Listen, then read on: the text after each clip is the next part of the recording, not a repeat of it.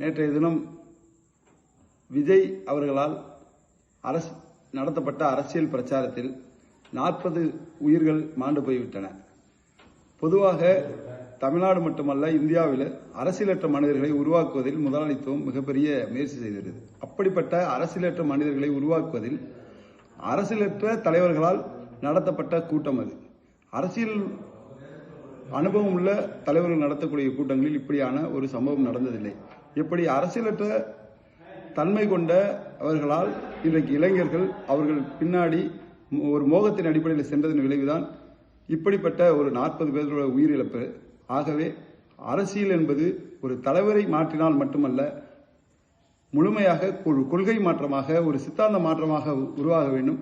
அப்படிப்பட்ட ஒரு இளைஞர்களை வளர்த்தெடுக்க தமிழ்நாடு முயற்சிக்க வேண்டும். அதற்கு இடதுசாரி அரசியலை முன்னெடுக்க வேண்டும்.